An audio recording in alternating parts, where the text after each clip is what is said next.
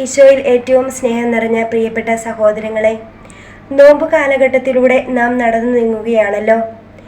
ഈ നോമ്പ് കാലഘട്ടത്തിലൂടെ നാം നടന്നു നീങ്ങുമ്പോൾ, ഈശോയെ അനുഗമിക്കാൻ നാം ആഗ്രഹിക്കുമ്പോൾ, ദൈവത്തിൻ്റെ സത്യത്തോട് എങ്ങനെ ഐക്യപ്പെടണം, സത്യത്തിൽ എങ്ങനെ നിലനിൽക്കണം, സത്യത്തിൽ എങ്ങനെ ജീവിക്കണമെന്ന് ഈ നോമ്പുകാലത്ത് നമുക്കൊന്ന് ചിന്തിച്ച് നോക്കാം.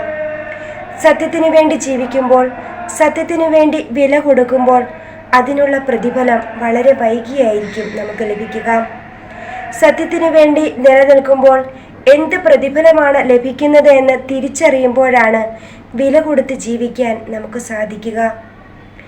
നാം സത്യത്തിനു വേണ്ടി വില കൊടുക്കുമ്പോൾ അത് നമ്മിൽ നിന്ന് എല്ലാവരും പ്രതീക്ഷിക്കുകയും ആഗ്രഹിക്കുകയും ചെയ്യുന്നു.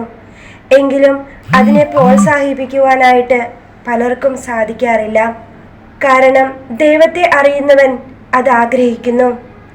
എന്നാൽ എല്ലാവരും അത് പ്രതീക്ഷിക്കുന്നുണ്ട് എങ്കിലും അവർക്കത് ലഭിക്കാതെ പോകുന്നു. എന്നാൽ സാത്താൻ സത്യത്തിൽ നിന്നുള്ളവൻ അല്ലാത്തതുകൊണ്ട് അവനെ അനുഗമിക്കാൻ, സത്യത്തെ സന്തോഷത്തോടെ സ്വീകരിക്കുവാൻ അവർക്ക് സാധിക്കാതെ പോകുന്നു. എന്നാൽ ഈ നോമ്പ് കാലഘട്ടത്തിലൂടെ നാം നടന്നു നീങ്ങുമ്പോൾ സത്യത്തിനു വേണ്ടി ജീവിക്കുവാനും സത്യത്തിനു വേണ്ടി വില കൊടുക്കുവാനും നമുക്ക് പരിശ്രമിക്കാം.